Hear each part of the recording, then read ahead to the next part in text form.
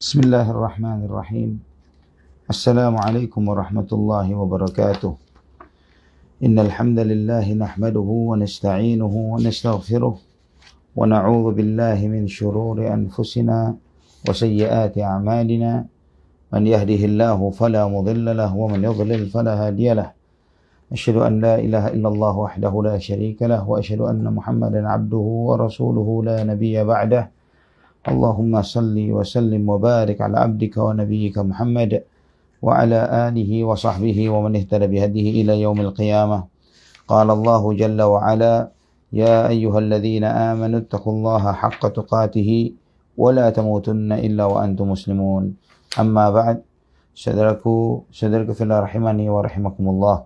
Alhamdulillah, segala puji bagi Allah Subhanahu wa taala, Ar-Rahman Ar-Rahim, Zat yang Maha Pengasih, Zat yang Maha Penyayang, yang telah menganugerahkan kepada kita nikmat Islam dan iman, menganugerahkan kepada kita nikmat tauhid dan sunnah, yang dengan nikmat ini walillahil hamdu wal minnah kita beribadah kepada Allah Subhanahu wa taala, Ilahul Haq, satu-satunya yang berhak disembah dan tidak ada yang berhak disembah kecuali Allah Subhanahu wa taala, dan kita beribadah sesuai dengan tuntunan sunnah dari manusia yang mulia Muhammad ibn Abdullah sallallahu alaihi wa ala alihi wa sahbihi wa sallam. Dan wallahi ikhwatal iman rahimani wa rahimakumullah, tidak ada nikmat yang lebih besar melebihi nikmat Islam dan iman. Tidak ada nikmat yang lebih besar melebihi ketika Allah Subhanahu wa taala berikan anugerah kepada kita. Setelah Allah berikan nikmat hidayah Islam kepada kita, kemudian Allah berikan hidayah kepada kita untuk mengikuti sunnah Nabi sallallahu alaihi wasallam, untuk menjadi bagian dari ahlus sunnati wal jamaah dan istiqamah di atas akidah ahlus sunnah wal jamaah. Saudaraku fillah rahimani wa rahimakumullah. Kita lanjutkan materi kita dari kitab Tauhid, yang pada kesempatan ini kita masih di bab ketiga. Barang siapa yang mengamalkan tauhid dengan semurni-murninya, pasti masuk surga tanpa hisab. Ikhwatul iman rahimani wa rahimakumullah. Setelah kita membahas kemarin di antara sifat-sifat, ya, di hari Jumat kemarin, di antara sifat-sifat mereka yang masuk surga tanpa hisab dan tanpa azab, maka kemudian penulis rahimahullah membawakan sebuah riwayat yang cukup panjang dan mengandung manfaat-manfaat dan hikmah yang sangat besar. Kita baca terdahulu, baru kemudian insyaAllah kita akan membahasnya. Suatu ketika, ya, Husain ibn Abdurrahman rahimahullah, beliau menuturkan, suatu ketika aku berada di sisi Sa'id ibn Jubair rahimahullah. Lalu ia bertanya, siapa di antara kalian melihat bintang yang jatuh semalam? Aku pun menjawab, aku, kata Husain bin Abdurrahman. Kemudian aku berkata, ketahuilah sesungguhnya aku ketika itu tidak dalam keadaan salat, tapi terkena sengatan kala jengking. Ia bertanya, lalu apa yang kamu perbuat? Jawabku, aku meminta ruqyah, meminta diruqyah. Ia bertanya lagi, Sa'id bin Jubair bertanya, apa yang mendorong dirimu untuk melakukan hal itu? Jawabku, ya, jawaban Husain bin Abdurrahman, yaitu sebuah hadis yang dituturkan oleh Asy-Sya'bi kepada kami. Ia bertanya lagi, dan apakah hadis yang dituturkan kepadamu itu? Kata Husain bin Abdurrahman, dia menuturkan kepada kami hadis dari Buraidah ibn al-Husayb radhiyallahu an, la ruqyata illa min ainin aw huma. Ya, tidak dibenarkan melakukan ruqyah kecuali karena ain atau karena sengatan. Sebetulnya dalam terjemahan yang benar adalah tidak ada yang lebih manjur yang disembuhkan dengan ruqyah, ya, melebihi ketika terkena ain atau terkena sengatan. Sa'id bin Jubair pun berkata, sungguh telah berbuat baik orang yang mengamalkan apa yang telah didengarnya.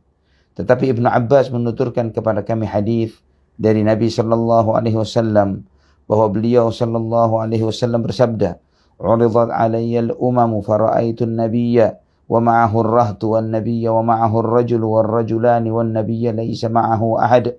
إذ رفع لي سواد عظيم فظننت أنهم أمتي فقيل لي هذا موسى وقومه فنظرت فإذا سواد عظيم فقيل لي هذا أمتك ومعهم 70,000 يدخلون الجنة بغير حساب ولا عذاب ثم نهض فدخل منزله فخاض الناس في أولئك فقال بعضهم فلعلهم الذين صحبوا رسول الله صلى الله عليه وسلم وقال بعضهم فلعلهم الذين ولدوا في الإسلام فلم يشركوا بالله شيئا وذكروا أشياء فخرج عليهم رسول الله صلى الله عليه وسلم فأخبروه فقال هم الذين لا يسرقون ولا يكتوون ولا يتطيرون وعلى ربهم يتوكلون فقال عكاشة بن محصن فقال ادعوا الله أن يجعلني منهم قال أنت منهم ثم قال رجل آخر فقال ادعوا الله أن يجعلني منهم قال سبقك بها عكاشة telah dipertunjukkan kepadaku, kata Nabi SAW, umat-umat. Aku melihat seorang Nabi bersamanya beberapa orang. Dan seorang Nabi bersamanya 1 dan 2 orang. Serta seorang Nabi dan tak seorang pun bersamanya. Tiba-tiba ditampakkan kepadaku suatu kumpulan orang yang berjumlah banyak. Aku pun mengira bahwa mereka itu adalah umatku. Tetapi dikatakan kepadaku, inilah Musa bersama kaumnya. Lalu tiba-tiba aku melihat lagi suatu kumpulan orang yang berjumlah banyak pula. Maka dikatakan kepadaku, ini adalah umatmu. Dan bersama mereka ada 70.000 orang yang masuk surga tanpa hisab dan tanpa azab. Kemudian bangkitlah beliau dan segera memasuki rumahnya. Maka orang-orang pun memperbincangkan tentang siapakah mereka itu. Ada di antara mereka yang berkata, mungkin saja mereka itu yang menjadi sahabat Rasulullah sallallahu alaihi wasallam. Ada lagi yang berkata, mungkin saja mereka itu orang-orang yang dilahirkan dalam lingkungan Islam, sehingga mereka tidak pernah berbuat syirik sedikit pun kepada Allah Subhanahu wa taala. Dan mereka menyebutkan lagi beberapa perkara yang lain. Ketika Rasulullah sallallahu alaihi wasallam keluar, mereka memberitahukan hal tersebut kepada beliau. Maka beliau sallallahu alaihi wasallam bersabda, mereka itu adalah orang-orang yang tidak meminta diruqyah. Tidak meminta supaya dilakukan, ditempel dengan besi yang dipanaskan. Ya, ini maksudnya kay, penyembuhan tradisional yang menggunakan besi yang dipanaskan ditempelkan kepada tempat yang sakit atau kepada syaraf-syaraf tertentu di tubuh. Tidak melakukan tatayyur. Dan mereka pun bertawakal kepada Tuhan mereka. Lalu berdirilah Ukasyah bin Mihsan radhiyallahu anhu dan dia berkata, mohonkanlah kepada Allah agar aku termasuk golongan mereka. Beliau sallallahu alaihi wasallam menjawab, kamu termasuk golongan mereka. Artinya termasuk 70.000 yang masuk surga tanpa hisab dan tanpa azab. Kemudian berdirilah seorang yang lain dan berkata, mohonkanlah kepada Allah agar aku juga termasuk golongan mereka. Beliau sallallahu alaihi wasallam menjawab, kamu sudah didahului oleh Ukasyah radhiyallahu anhu. Ikhwatal iman rahimani wa rahimakumullah. Hadis ini hadisun azim, hadis yang luar biasa, yang sangat agung, yang menjelaskan kepada kita di antara sifat dan ciri mereka yang masuk surga tanpa hisab dan tanpa azab. Riwayat ini diawali dengan riwayat dari Husain bin Abdurrahman. Dia berkata bahwa aku bersama Sa'id bin Jubair. Ya, penulis menyebutkan tentang barang siapa dalam bab merealisasikan tauhid. Ikhwatal iman, setelah menyebutkan 2 ayat yang terlalu, penulis menyampaikan kepada kita hadis ini, yang di dalam hadis ini penjelasan tentang siapa-siapa yang merealisasikan tauhid. Dan apa maksudnya merealisasikan tauhid? Yaitu melakukan tauhid dengan sepenuh ikhlas, sepenuh hati, ya, dengan menghadapkan diri kepada Allah Subhanahu wa taala, menjalankan perintahnya, menjauhi larangannya, menjalankan yang sunnah, ya, kemudian meninggalkan hal-hal yang makruh dan bahkan mubah untuk bertaqarrub, mendekatkan diri kepada Allah Subhanahu wa taala. Dan juga menyelamatkan diri dari segala jenis kesyirikan, baik syirkul akbar dan juga syirkul asghar. Dan juga yang menyelamatkan diri dari segala perbuatan bid'ah, ya, dan segala hal yang menyelisihi tuntunan Allah Subhanahu wa taala dan Rasulnya. Ini dimulai dari seorang tabi'in yang sangat dipercaya, yaitu Husain bin Abdurrahman As-Sulami. Dan beliau mengatakan bahwa saya di samping Sa'id ibn Jubair. Sa'id bin Jubair adalah salah seorang senior dari ulama tabi'in. Dan seorang yang ahli ilmu, yang saleh, yang bertakwa, ahli fiqh yang luar biasa. Beliau salah seorang murid dari murid Ibnu Abbas radhiyallahu anhuma. Beliau mati dibunuh oleh Hajjaj bin Yusuf al-Thaqafi dan usia beliau belum sampai 50 tahun. Ya, dan ketika matinya Sa'id bin Jubair, ini musibah besar bagi dunia. Sampai Al-Imam Al-Zahabi rahimahullah, beliau mati ketika dunia sedang membutuhkannya. Dan qadarullah ikhwatal iman, kemarin kita diberikan kabar yang menyedihkan dengan wafatnya salah seorang alim dari ulama ahlul hadis, murid dari Syekh Al-Albani, Syekh Ali bin Hasan Al-Halabi rahmatullah alaihi rahmatan wasi'ah, yang beliau termasuk ulama yang sangat peduli terhadap salafiyin, terutama di negeri ini. Sudah belasan tahun beliau rahimahullah selalu menyempatkan hadir datang ke negeri kita untuk membina dan mendidik ulama dan dai-dai kita salafiyin. Sejak ana masih bujang, masih usia belasan tahun, sudah bertemu dan mengenal dengan Syekh rahimahullah, berkonsultasi dengan beliau, belajar kepada beliau, mengkaji ilmu Al-Quran dan sunnah Nabi sallallahu alaihi wa ala alihi wa sahbihi wasallam. Ikhwatal iman rahimani wa rahimakumullah. Kemudian Sa'id bin Jubair bertanya, siapa di antara kalian yang semalam melihat bintang yang jatuh? Beliau bertanya terkait dengan bintang yang Allah subhanahu wa ta'ala menjadikan di antara fungsi bintang itu, وَجَعَلْنَاهَا رُجُومًا لِلشَّيَاطِينَ, dan kami jadikan bintang itu sebagai alat pelempar untuk syaitan. Ya. Kemudian Husain bin Abdurrahman berkata, saya yang termasuk yang semalam bangun dan melihat bintang jatuh tersebut. Dan ikhwatal iman, coba perhatikan bagaimana apa yang dia sampaikan. Ya, kata Husain bin Abdurrahman, ketika beliau khawatir bahwa ketika dia menyampaikan, saya semalam tidak tidur, jangan sampai ada asumsi dari sebagian orang mengira, Masya Allah ini orang soleh, ahli ibadah, sedang sholat, sedang tahajud dan lain sebagainya. Maka beliau mengatakan, amma inni lam akun fi salatin, saya tidak sedang sholat. Ya, bukan bangun lagi tahajud, bukan. Ya, supaya tidak mendapatkan pujian dari sesuatu yang tidak dilakukan. Berbeda dengan kita ikhwatul iman, yang kita tidak lagi dan kurang peduli dengan tauhid dan syirik. Tidak peduli dengan riya yang merupakan bagian dari kesyirikan, sehingga dengan gampangnya sebagian kita bangun di tengah malam, membuat status sedang sholat tahajud atau mengingatkan temannya di jam segitu, membangunkan orang, ya. Dan perbuatan-perbuatan ini adalah perbuatan yang mengotori dan merusak keikhlasan kita. Bagaimana para tabi'in, mereka murid-murid para sahabat, mereka tidak ingin dikesankan sebagai orang yang soleh yang bangun tengah malam. Maka mereka mengatakan, ya saya bangun, tapi bukan karena sedang sholat, tapi saya terkena sengatan kalajengking.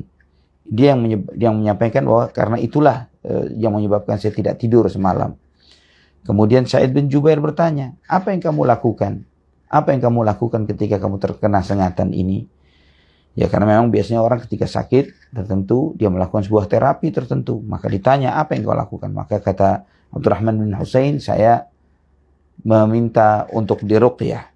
Ya, meminta seseorang untuk meruqyah diriku. Dan ruqyah ini yaitu membacakan kepada orang yang sakit, ya, membacakan ayat-ayat Al-Quran dan beberapa doa, dan ditiupkan kepada tempat yang sakit. Ini ikhwatan iman rahimani wa rahimakumullah, jika bersumber dari seseorang yang sangat yakin dengan Al-Quranul Karim, si peruqyah yang yakin, dan demikian pula dengan pasien yang yakin akan hal ini, maka Allah Subhanahu wa taala akan memberikan kesembuhan kepadanya. Dan ruqyah ini juga bermanfaat bukan hanya untuk penyakit-penyakit yang diistilahkan dengan penyakit ma'nawiyah, seperti penyakit syirik, penyakit kemunafikan, penyakit dosa dan maksiat. Ini penyakit, ya, yang obatnya diantaranya adalah Al-Quranul Karim. Juga penyakit-penyakit yang bersifat fisik, ya, seperti sakit kepala dan yang lain sebagainya. Bukan berarti ketika seorang itu melakukan aktivitas meruqyah dirinya karena membayangkan bahwa ada jin dalam tubuhnya atau kesurupan dan yang semisalnya.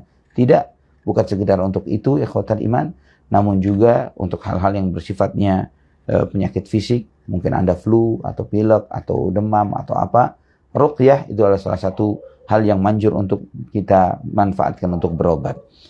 Di dalam surat Al-Isra ayat 82 Allah Subhanahu wa taala berfirman, "Wa nunazzilu minal Qur'ani ma huwa shifaa'un wa rahmatun lil mu'minin wa la yazidudz zalimina illa khasara." Dan kami turunkan Al-Qur'an yang merupakan penyembuh dan rahmat bagi orang-orang beriman. Allah menyebutkan Al-Qur'an secara keseluruhan penyembuh dan rahmat bagi orang-orang beriman. Dan Allah Subhanahu wa taala dan Al-Qur'an ini tidak akan menambah bagi orang-orang zalim kecuali kerugian.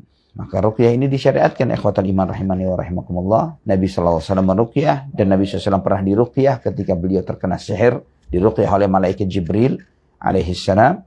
Dan kemudian juga Nabi sallallahu alaihi wasallam meruqyah sebagian sahabatnya dengan ruqyah-ruqyah yang disyariatkan di dalam Al-Qur'an dan sunnah Nabi sallallahu alaihi wasallam.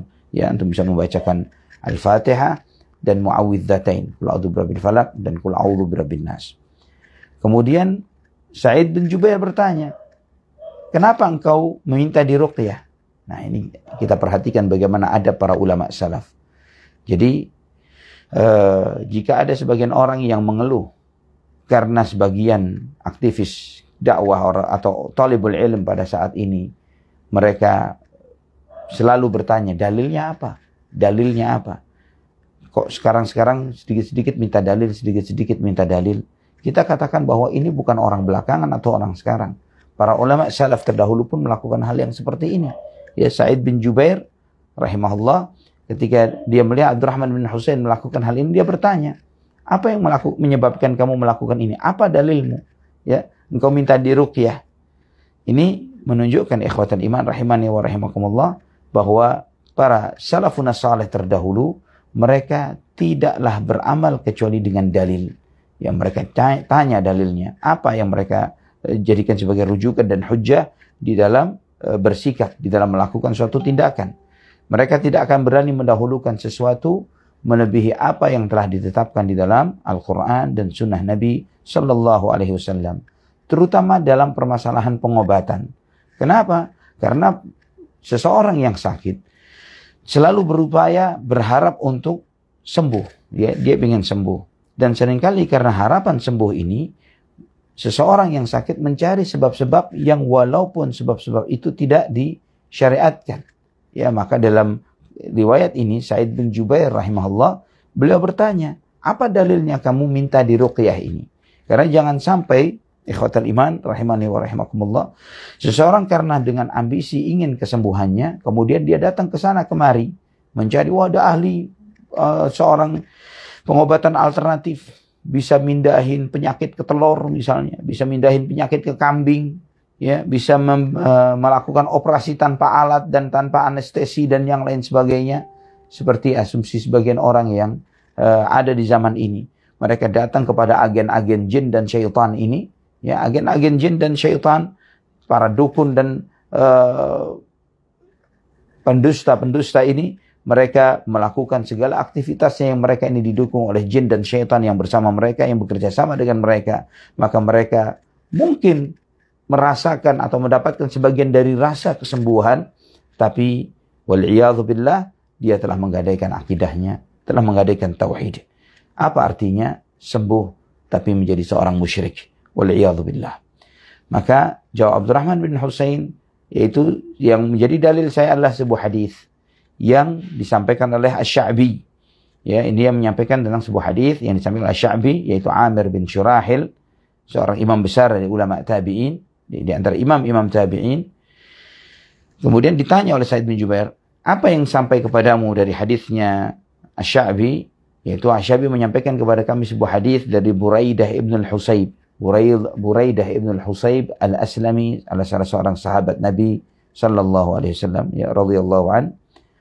Maka Asy-Sya'bi meriwayatkan dari sahabat ini, la ruqyata illa min ainin au humah. Ya, dalam buku yang bersama kita, buku terjemahan ini, tidak dibenarkan ruqyah kecuali untuk mengobati karena ain atau karena sengatan. Ikhwatal iman rahimani wa rahimakumullah. Maksud dari hadis ini bukan tidak dibenarkan ruqyah kecuali untuk ain atau ruqyah, tapi tidaklah maksud dari hadis ini adalah bahwa tidaklah ruqyah itu lebih manjur, ya, tidaklah ruqyah itu lebih manjur melebihi ketika untuk mengobati seseorang yang terkena ain atau terkena sengatan. Ain, maksudnya apa ain di sini? Ya, kita lihat dalam catatan kaki, yaitu pengaruh jahat yang disebabkan oleh rasa dengki seseorang melalui matanya. Disebut juga dengan kena mata. Istilah mata ini sesuatu yang umum di masyarakat kita. Ya, bahwa seseorang ketika memiliki mata tertentu, potensi tertentu yang dengan matanya mungkin jadi termotivasi karena hasad, ya, maka ketika dia melihat sesuatu berdampak terhadap sesuatu yang dilihatnya, ya, pandangannya mengandung racun, ya, ketika melihat bayi yang lucu tanpa mengucapkan kalimat thayyibah, menyebutkan masya Allah, tabarakallah, ya, maka tiba-tiba bayi itu menjadi sakit dan bisa jadi mati. Waliyadzubillah. Ya, melihat benda bagus baru, mobil baru misalnya, ya, tanpa mengucapkan masya Allah, melihat bagus ya kendaraan kamu ini, tidak lama kendaraan itu rusak, atau melihat rumah yang mewah yang bagus dan sebagainya. Orang-orang ini orang-orang tertentu memuji dan memuji, tapi mungkin ada hal-hal tertentu hasad di dalam hatinya yang menyebabkan rusaknya nikmat itu. Dan ini juga nasihat pelajaran bagi kita ikhwatal iman rahimani wa rahimakumullah, bahwa ain itu hak, ya. Adanya mata yang beracun ini adalah sesuatu kebenaran. Ya, ketika melihat seseorang, melihat suatu benda, melihat hewan tertentu, ya, melihat romantisme tertentu seorang suami dengan istri dan yang semisalnya, kemudian dilihat oleh orang-orang yang dengan mata yang hasad dan merusak ini, maka rusaklah segala yang dilihatnya. Nabi SAW bersabda dalam hadis yang sahih dalam Sahih Muslim, al-ainu haqqun walau kana syai'un sabaqal qadara sabaqathul ain. Ain itu benar. Adanya pengaruh mata yang merusak, itu mata yang beracun ini benar. Andai kata ada sesuatu yang bisa mendahului takdir, maka ain termasuk yang bisa mendahului takdir. Ini hadis sahih. Di masa Nabi SAW ada seseorang yang terkena ain, yang tiba-tiba dia sakit dan tidak jelas, ya. Kemudian Nabi SAW bertanya, apa yang pernah kamu lakukan baru saja ini dan bertemu dengan siapa? Kemudian disampaikan bahwa dia bertemu dengan si fulan, seseorang yang Nabi SAW menduga bahwa orang tersebutlah penyebab ainnya. Maka Nabi SAW memerintahkan kepada orang yang menjadi penyebab ain itu untuk mandi, dan kemudian dengan ditadah air mandinya dan dipakaikan untuk disiramkan kepada dipakai mandi oleh korban yang terkena ain tersebut. Nabi SAW bersabda dalam hadis Sahih Muslim, al-ainu haqqun wa idza istughsiltum faghsilu, bahwa ain itu adalah benar, dan jika kamu disuruh untuk mandi, maka mandilah. Maksudnya mandi untuk ditadah airnya dan dipakaikan kepada orang yang terkena ain tersebut. Ini diantara pengobatannya. Nabi SAW memerintahkan kepada pelaku, orang yang menjadi penyebab ain, untuk mandi, dan air mandinya ini dipakaikan mandi kepada korbannya. Dan dia sembuh insya Allah dengan izin Allah Subhanahu wa Ta'ala. Juga di antara penyembuhannya adalah dengan ruqyah, dengan membacakan ayat-ayat Al-Quran kepada korban ain ini, ya, yaitu dengan membacakan surat Al-Fatihah, dan kemudian membacakan surat Qul A'udzu Birabbil Falaq dan surat Qul A'udzu Birabbin Nas.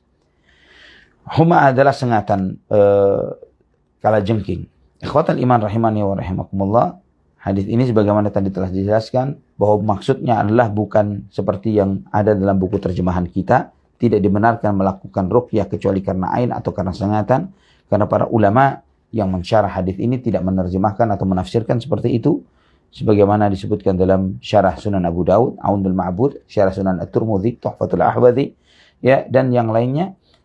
Di dalam buku-buku syarah hadis mereka menyebutkan, para ulama yang mensyarah hadis ini menyampaikan bahwa hadis ini sabda Nabi SAW, la ruqyata illa min ainin aw huma, ya, adalah dalam bentuk penegasan dan penekanan dari Nabi, bukan penafian, ya, bukan pengkhususan. Ya, namun Nabi SAW menegaskan bahwa ruqyah tidaklah ruqyah itu lebih manjur di dalam menyembuhkan suatu penyakit melebihi ketika menyembuhkan penyakit karena ain atau karena sengatan. Ikhwatal iman rahimani wa rahimakumullah. Setelah Husain bin Abdurrahman menyampaikan dalil dari apa yang dia lakukannya, maka Sa'id bin Jubair rahimahullah beliau mengatakan, qad ahsana man intaha ila ma sami. Sangat baguslah orang yang berhenti sampai kepada apa yang dia dengarkan, yang dia dengarnya. Ini adalah pujian dari Sa'id bin Jubair kepada Husain bin Abdurrahman As-Sulami. Artinya beliau memuji karena Husain bin Abdurrahman ini tidaklah melakukan suatu perbuatan karena dari dirinya sendiri, karena hawa nafsunya, namun karena mengikuti dalil yang sampai kepadanya. Ini menunjukkan kepada kita ikhwatal iman rahimani wa rahimakumullah. Itulah kenapa Ahlus Sunnah ini semua walaupun berbeda pendapat, pada hakikatnya mereka adalah satu dalam masalah-masalah sikap-sikap fikih, dan yang seperti contoh dalam kasus ini, mereka adalah satu. Kenapa? Karena merujuk kepada dalil, yang merujuk kepada Al-Quran dan Sunnah. Kita tidak mungkin mengharapkan bahwa semua pendapat fikih itu satu pendapat. Ya, karena Nabi SAW menyampaikan beberapa hal yang terkadang sebagian memahaminya sebagai hadis yang sahih, sebagian lagi menganggapnya dhaif misalnya, sebagian mengatakan itu sudah dimansukh hadisnya dengan hadis yang lain, dan demikianlah pembahasan para fuqaha tentang hal ini. Namun pahami dan yakini berbedanya para ulama fikih ya terhadap beberapa permasalahan fikih ini bukan berarti sebagian itu Ahlus Sunnah, sebagian lagi bukan Ahlus Sunnah, karena mereka semuanya merujuk kepada dalil yang bersumber kepada Al-Quran dan Sunnah Nabi Sallallahu Alaihi Wasallam. Tidak seperti sebagian kita, ya, perselisihan yang terjadi di masa kita tidak seperti perselisihan yang terjadi di antara para ulama, ya. Di antara kita yang terjadi adalah yang satu memiliki dalil yang jelas, yang sahih dan sharih dari Al-Quran dan As-Sunnah, dan sebagian lagi tidak punya dalil sama sekali. Ya, ketika disampaikan ini hadis sahih dalam Sahih Bukhari, dalam Sahih Muslim, atau ini dan itu, maka dengan gampang dia mengatakan, jangankan Bukhari Muslim, andai kata Nabi SAW pun yang bersabda, jika berbeda dengan pendapat guru saya akan dahulukan pendapat sang guru. Wal'iyadzubillah. Ikhwatal iman rahimani wa rahimakumullah. Maka di sini Sa'id bin Jubair memuji dengan mengatakan, qad ahsana man intaha ila ma sami'. Sangatlah bagus, adalah baik bagi seseorang dia berhenti sebatas apa yang didengarnya. Artinya beramal dengan dalil yang sampai kepadanya. Inilah adab dan akhlak para tabi'in, para sahabat radhiyallahu anhum ajma'in, dan para ulama yang ketika mereka sampai kepada mereka sebuah dalil, mereka diam. Mereka menghormati dalil tersebut, menghormati sunnah Nabi sallallahu alaihi wasallam. Nah, di sini kemudian Sa'id bin Jubair menyampaikan hadis yang ingin beliau sampaikan. Namun, haddatsana Ibnu Abbas. Ibnu Abbas telah menyampaikan sebuah hadis kepada aku. Nah, di sini Sa'id bin Jubair ingin memberikan petunjuk, memberikan pengajaran bahwa mengamalkan hadis itu adalah sesuatu baik, ada sesuatu yang baik. Namun, di dalam hadis Nabi SAW, ada yang sebagian dipahami oleh sebagian sahabat atau sebagian tabi'in seperti ini, dan ada pemahaman yang lebih dalam dari sebagian tabi'in yang lain dengan riwayat yang dia terima dari Nabi Sallallahu Alaihi Wasallam. Maka di sini Sa'id bin Jubair rahimahullah menyampaikan hadis yang didengarnya dari Ibnu Abbas radhiyallahu anhuma, bahwa Nabi SAW menyampaikan, telah ditampakkan kepadaku umat-umat terdahulu. Dan ini ya, umat-umat para nabi. Ini menunjukkan di antara mukjizat Nabi kita Muhammad sallallahu alaihi wasallam bahwa beliau sallallahu alaihi wasallam mengetahui sejumlah atau seluruh nabi-nabi dan pengikut-pengikut mereka. Berapa banyak, berapa sedikitnya mereka. Kemudian Nabi SAW menyampaikan, saya melihat ada seorang nabi yang dia hanya diikuti oleh beberapa orang. Ya, rahat itu adalah orang yang berjumlah kurang dari 10 orang. Artinya beberapa orang kurang dari 10 orang. Mayoritas umatnya kafir. Bahkan Nabi SAW menyampaikan, aku melihat seorang nabi yang hanya diikuti oleh 1 orang dan 2 orang saja. Subhanallah, ikhwatal iman. Bagaimana jika seorang nabi bukan seorang ustadz, bukan seorang da'i, ya, seorang nabi, pengikutnya 1 orang, 2 orang. Wan nabiyya wa laysa ma'ahu ahad. Dan aku melihat ada seorang nabi yang balik menghadap Allah Subhanahu wa taala, dan dia tidak memiliki 1 pengikut pun sama sekali. Seluruh kaumnya mendustakannya. Tidak ada 1 pun mengikutinya. Ini menunjukkan saudaraku fillah rahimani wa rahimakumullah, bahwa kebenaran itu bukan dilihat dari berapa banyak pengikutnya. Ya, bukanlah kebenaran itu dilihat dari jumlah pengikutnya, tapi banyaknya orang dilihat bagaimana mereka mengikuti kebenaran. Apakah mereka mengikuti kebenaran yang datang dari Quran atau Sunnah atau tidak? Minoritas di dalam kebenaran adalah suatu kebaikan, suatu keberkahan, ketimbang mayoritas banyak tapi di atas kebatilan. Ya, Ikhwatal iman rahimani wa rahimakumullah. Rata-rata para nabi diikuti oleh minoritas kaumnya. Sebagaimana Allah Subhanahu wa taala berfirman tentang Nuh, "Wa ma amana ma'ahu illa qalil." Tidaklah beriman kepada Nabi Nuh kecuali sedikit. Juga Allah Subhanahu wa taala berfirman kepada Nabi kita Muhammad sallallahu alaihi wasallam dalam surat Yusuf ayat 103, "Wa ma aktsarun nasi walau harasta bimu'minin." Dan tidaklah mayoritas manusia walaupun kau berambisi untuk membuat mereka beriman, mereka mayoritasnya tidak akan beriman kepada Allah Subhanahu wa taala.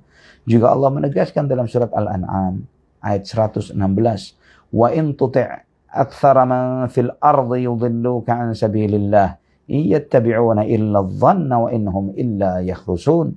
Jika engkau mentaati mayoritas mereka yang ada di muka bumi, niscaya mereka akan menyesatkanmu dari jalan Allah Subhanahu wa taala. Mereka hanya mengikuti prasangka dan mereka hanya mengada-ada. Ikhwatul iman, mayoritas bukanlah standar. Dan maka janganlah kita tertipu dengan banyaknya orang. Ya, terkadang sebagian orang tertipu dengan banyaknya mayoritas tapi di atas kebatilan. Sehingga mereka tidak mau mengikuti kebenaran karena takut melawan arus yang banyak. Ikhwatul iman rahimani wa rahimakumullah. Memang idealnya adalah banyak di atas kebenaran. Namun jika qadar Allah kita berhadapan dengan suatu fenomena yang mayoritas di atas kebatilan, maka kita tidak diperkenankan untuk demi karena mengikuti yang banyak, kemudian kita menggadaikan kebenaran. Lah, tidak boleh seperti itu. Ya, misalnya, mayoritas orang dikatakan misalnya suka mentakwil-takwilkan sifat. Mayoritas 90% umat Islam mentakwilkan nama dan sifat-sifat Allah. Ya, Asy'ariyah. Apakah dengan dalih itu kemudian kita mengikuti yang mayoritas? Ikhwatal iman rahimani wa rahimakumullah. Di hadapan Allah tidak ada istilah mayoritas. Di hadapan Allah siapa yang mengikuti kebenaran, dialah yang akan dimuliakan oleh Allah Subhanahu wa taala. Siapa yang mengikuti kebatilan, maka sebanyak apapun dia tidak ada nilainya di hadapan Allah Subhanahu wa taala. Maka seorang muslim dia harus mengikuti kebenaran. Ya, jangan sampai karena dalih menyelisihi mayoritas, menyelisihi arus yang banyak, kemudian kita meninggalkan kebenaran karena takut dan tidak enak dengan jumlah yang banyak. Ikhwatan iman rahimani wa rahimakumullah. Kemudian Nabi SAW menyampaikan, kemudian ditunjukkan kepadaku jumlah yang sangat besar. Dan aku mengira itu adalah umatku. Ya, kemudian dikatakan kepadaku ini adalah Musa dan kaumnya. Ini menunjukkan keutamaan Nabiullah Musa alaihissalam. Bahwa umatnya adalah di antara umat yang terbanyak. Dan menunjukkan kepada kita bahwa ketika Nabiullah Musa alaihissalam berdakwah di masa beliau, banyak sekali dari Bani Israel yang beriman kepada Nabi Musa alaihissalam dengan iman yang benar. Adapun Bani Israel sesudah generasi-generasi beliau, beberapa generasi sesudah beliau, mereka lah yang melakukan tahrif, perubahan terhadap kitab Taurat dan kandungan di dalam kitab Taurat. Kemudian Nabi SAW mengatakan, kemudian aku melihat lagi jumlah yang besar. Dalam riwayat Sahih Muslim, walakin unzur ilal ufuq. Lihat ke tempat yang jauh itu. Nabi SAW kemudian melihat jumlah umat yang sangat besar. Aku melihat jumlah yang sangat besar. Dan kemudian dikatakan kepadaku, hadhihi ummatu, ini umatmu. Dan di dalam mereka, 70 alfan yadkhuluna al-jannata bila hisabin wala azab. Di antara umatmu, wahai Muhammad, ada 70.000 orang. Yang mereka ini masuk surga tanpa hisab, tanpa azab. Ya, dalam riwayat yang lain, wa minhum 70 alfan. Ikhwatal iman rahimani wa rahimakumullah. 70.000 dari umat Muhammad sallallahu alaihi wasallam masuk surga tanpa hisab dan tanpa azab. Inilah karunia yang sangat besar yang Allah Subhanahu wa taala berikan bagi kita umat Muhammad sallallahu alaihi wasallam. Dan ikhwatal iman rahimani wa rahimakumullah, kita mengetahui bahwa fenomena hisab adalah fenomena yang sangat berat yang kita menanti ditimbang amalan kita. Dan kemudian kita mempertanggungjawabkan besar dan kecilnya setiap perbuatan kita. Di antara umat Muhammad sallallahu alaihi wasallam ada yang masuk surga tanpa hisab dan tanpa azab. Ada di antara umat Muhammad sallallahu alaihi wasallam yang dihisab dengan hisaban yasira, dihisab dengan hisab yang mudah. Ada di antara umat Muhammad sallallahu alaihi wasallam yang dihisab dengan ketat. Wal iyadhu billah, man nuqisha fil hisabi udzib. Barang siapa yang dihisab dengan ketat, diaudit habis, maka dia pasti diazab oleh Allah Subhanahu wa taala. Bagaimana dengan orang-orang kafir? Apakah mereka dihisab? Ya. Apakah mereka sebelum dimasukkan api neraka mereka dihisab oleh Allah Subhanahu wa taala ataukah mereka tanpa hisab? Syekhul Islam Ibnu Taimiyah rahimahullah menyebutkan dalam Al-Aqidah Al-Wasithiyah bahwa mereka proses hisab untuk mereka hanya untuk mempertegas kekufuran dan kesyirikan yang pernah mereka lakukan di dunia. Mereka tidak mengalami proses penghisaban, mereka tidak ditimbang amal perbuatannya karena mereka tidak diakui segala kebaikannya di akhirat. Ya, semua kebaikan yang mereka lakukan diakui oleh Allah di dunia karena Allah Subhanahu wa taala tidak pernah berbuat zalim kepada siapapun. Jika mereka memiliki suatu kebaikan, maka Allah balas semuanya di dunia, diberikan dengan kenikmatan, kesenangan dunia, ya, harta, jabatan, kesenangan, popularitas dan yang lain sebagainya. Tapi di akhirat mereka tidak akan mendapatkan apapun karena Allah Subhanahu wa taala tidak pernah berbuat zalim dan di akhirat hanyalah untuk orang-orang yang beriman. Nah, setelah Nabi SAW menyampaikan hal ini, beliau kemudian berdiri, masuk ke dalam rumahnya. Sebelum beliau menjelaskan tentang 70.000 golongan yang masuk surga tanpa hisab dan tanpa azab. Maka para sahabat yang konsen akan hal ini, mereka pun berdiskusi satu dengan yang lain. Siapa mereka ini? Siapa mereka ini yang bakal masuk surga tanpa hisab dan tanpa azab dari umat Muhammad sallallahu alaihi wasallam? Maka mereka berdiskusi karena mereka berambisi, ingin mencari tahu. Ya, perhatikan diskusinya sahabat. Ya, mencari tahu apakah dirinya bisa merealisasikan di antara ciri-ciri orang-orang yang masuk surga tanpa hisab dan tanpa azab. Perdebatan mereka tentang itu. Perdebatan mereka bukan siapa capres yang akan ada nantinya, siapa presiden yang terpilih di negeri sini dan sana, siapa yang ini dan itu, berapa harga nilai cabai, tomat dan sayuran, dan berdiskusi debat tentang naik turunnya dolar dan emas misalnya. Bukan urusan dunia. Mereka berdebat apakah layak kami ini masuk surga. Dan apa ciri-cirinya masuk surga tanpa hisab, tanpa azab. Maka di antara mereka mengatakan mungkin ini di antaranya adalah yang mereka menjadi sahabat Nabi SAW. Di antara mereka mungkin adalah orang-orang yang terlahir sudah Muslim sejak lahir. Sehingga tidak pernah tersentuh kesyirikan. Ini menunjukkan keutamaan para sahabat radhiyallahu anhum ajma'in. Dan ikhwatal iman, karena sudah setengah jam lebih, ya insyaallah kita lanjutkan riwayat ini pada kesempatan yang besok pagi. Insyaallah kita akan membahas ketika Nabi SAW keluar dan kemudian beliau SAW memberikan jawaban siapa mereka, ya 4 kriteria yang disebutkan oleh Nabi kita Muhammad SAW tentang mereka dari umat Muhammad SAW yang masuk surga tanpa hisab, tanpa azab. Semoga ya Rabbana ya Karim kita semuanya termasuk di antara hamba-hamba Allah Subhanahu wa taala yang diberi kesempatan untuk masuk surga tanpa hisab dan tanpa azab. Aqulu qouli hadza subhanakallahumma wa bihamdik asyhadu an la ilaha illa anta astaghfiruka wa atubu ilaik. Wassalamu alaikum warahmatullahi wabarakatuh. Barakallahu fikum.